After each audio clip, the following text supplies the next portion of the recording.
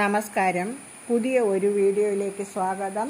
ഇന്ന് നമ്മൾ തയ്യാറാക്കാൻ പോകുന്നത് അഗ്രഹാര സദ്യ കൂട്ടാണ് നമ്മൾ തയ്യാറാക്കാൻ പോകുന്നത്. ഈ സാധനം നമ്മൾക്ക് എല്ലാവർക്കും സുപരിചിതമാണ്. പീച്ചിങ്ങയാണ്. പീച്ചങ്ങയിൽ ധാരാളം ഗുണങ്ങളുണ്ട്. പീച്ചങ്ങയിൽ ധാരാളം നാരുകളുണ്ട്. ജലാംശം കൂടുതലാണ്. ശരീരത്തിലെ ചൂട് നിയന്ത്രിക്കാം. വേനൽക്കാലത്ത് കഴിക്കാൻ പറ്റിയ ഒരു ഐറ്റമാണ് നമ്മളുടെ പീച്ചങ്ങ. അതേപോലെ തന്നെ കലോറി വളരെ കുറവാണ്. ഭാരം കുറയ്ക്കണം എന്നുള്ളവർ ഇത് ആഴ്ചയിൽ 2 ദിവസമെങ്കിലും ഭക്ഷണത്തിൽ ഉൾപ്പെടുത്താം. Vitamin C, vitamin A, vitamin K എന്നിവയെല്ലാം ഇതിൽ അടങ്ങിയിട്ടുണ്ട്. ശരീര മാലിന്യങ്ങളെ പുറത്താക്കാൻ സഹായിക്കുന്ന ഒരു സിദ്ധ ഔഷധം എന്ന് വേണമെങ്കിലും നമുക്ക് പീച്ചങ്ങയെ വിശേഷിപ്പിക്കാം. അപ്പം ഇത് വെച്ചിട്ടുള്ള ഒരു സദ്യ കൂട്ടാണ് നമ്മളിപ്പോൾ തയ്യാറാക്കാൻ പോകുന്നത്. ആദ്യം തന്നെ ഇതിൻ്റെ തോലെല്ലാം ചെത്തി ചെറിയ കഷ്ണങ്ങളാക്കി നുറുക്കിയെടുക്കണം. അതിൻ്റെ ഒപ്പം തന്നെ ഞാനൊരു 20 ഗ്രാം ചെറുപയർ പരിപ്പും വെച്ചിട്ടുണ്ട്. വറുത്ത ചെറുപയറാണ് ഇങ്ങനെയുള്ള കറികൾ വെക്കാൻ നല്ലത്. ഒരുപാട് മൂത്ത് പോകണ്ട, ഒന്ന് നന്നായി ചൂടാക്കി വെച്ചാൽ മതി.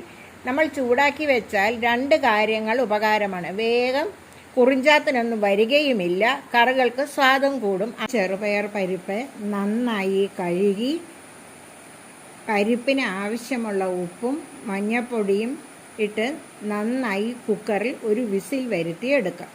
അധികം കുഴഞ്ഞു പോകരുത് കേട്ടോ, അതുകൊണ്ടാണ് ഒരു വിസിൽ മതി എന്ന് പറയുന്നത്. കഷ്ണങ്ങളൊക്കെ ഇതുപോലെ ചെറുതായി നുറുക്കിയെടുക്കുക. ഒരു പച്ചമുളക് 2ആയി പിളർന്നതിലേക്ക് ഇട്ട് കൊടുക്കുക. ഒരു 2 സ്പൂൺ വെളിച്ചെണ്ണ ഒഴിച്ച് കൊടുത്തിട്ടുണ്ട്. ഇതിലേക്ക് നുറുക്കിയ പീച്ചങ്ങ ഇട്ട് കൊടുക്കുക. ഇത് നന്നായി ഒന്ന് വഴറ്റിയെടുത്താൽ മതി കേട്ടോ, വലിയ വേവൊന്നും ഇല്ലാത്ത കാരണം. ഇനി ഇതിലേക്ക് പാകത്തിന് മഞ്ഞൾപ്പൊടി ഇട്ട് കൊടുക്കുക. കുറച്ചുപ്പ് ഇട്ടിടും. നമ്മൾ ചെറുപയറിലേക്ക് അപ്പം തന്നെ ഇട്ട് കൊടുത്തിട്ടുണ്ട്. അപ്പം ഈ പീച്ചങ്ങയ്ക്ക് ആവശ്യമുള്ള ഉപ്പ് മാത്രം നമ്മളിപ്പോൾ ഇട്ട് കൊടുത്താൽ മതി. അതിനുശേഷം നന്നായി ഒരു 3-4 മിനിറ്റ് നമുക്കൊന്ന് ഫ്രൈ ആക്കി എടുക്കാം. ഈ പീച്ചങ്ങയെ ചെറു തീയിൽ വേണം നമുക്ക് നന്നായി ഫ്രൈ ആക്കി എടുക്കാം. ജലാംശം കൂടുതലുള്ള പച്ചക്കറി ആയതുകൊണ്ട് തന്നെ ഇതാണ്ടോ, വഴിക്കുമ്പോൾ തന്നെ ഇതിൽ ജലാംശം വരുന്ന കാണുന്നില്ലേ. ഉപ്പിട്ട് കഴിയുമ്പോഴേക്കും ഇതിൽ ജലാംശം വരും. മസാല തയ്യാറാക്കുന്നതിനായി ഒരു 30 ഗ്രാം നാളികേരം എടുത്തിട്ടുണ്ട്. 1 നുള്ളി ജീരകം, 2 പച്ചമുളകും 1 വറ്റൽമുളകും ചേർത്ത് നന്നായി നമുക്കൊന്ന് അരച്ചെടുക്കാം. പീച്ചങ്ങ നന്നായി വെന്ത് കഴിഞ്ഞു കണ്ട. ഇനി ഇതിലേക്ക് വേവിച്ച് വെച്ച ചെറുപയർ പരിപ്പ് ഒഴിച്ചു കൊടുക്കുക. അതിനുശേഷം ഒരു 2 മിനിറ്റ് നന്നായി ഒന്ന് തിളപ്പിച്ചെടുക്കാം. 2 മിനിറ്റ് നന്നായി തിളച്ചു കഴിഞ്ഞു. ഇതിലേക്ക് നമ്മൾ അരച്ച് വെച്ച മസാല ചേർക്കാം. നാളികേരവും ജീരകവും പച്ചമുളകും 1 വറ്റൽമുളകും കൂടി അരച്ച മസാല ഇതിലേക്ക് ചേർത്ത് നന്നായി ഒന്ന് തിളപ്പിക്കാം. നമുക്ക് താളിപ്പ് തയ്യാറാക്കി എടുക്കാം. 1 സ്പൂൺ വെളിച്ചെണ്ണ ഒഴിച്ചു കഴിഞ്ഞു. ഇനി ഇതിലേക്ക് അല്പം ഉഴുന്ന് പരിപ്പും കടുകും കൂടി ഇട്ട് കൊടുക്കാം. ഒരു 2 കഷ്ണം വറ്റൽമുളകും കൂടി ഇട്ട് നന്നായി നമുക്കൊന്ന് ഫ്രൈ ആക്കി എടുക്കാം. താളിപ്പ് നന്നായി ഫ്രൈ ആയി കഴിഞ്ഞു. ഇനി ഇത് നമ്മൾ ഈ കൂട്ടിലേക്ക് ഒഴിച്ചു കൊടുക്കാം. ഒപ്പം തന്നെ 2 കറിവേപ്പിലയും കൂടി ഇട്ട് കൊടുക്കാം.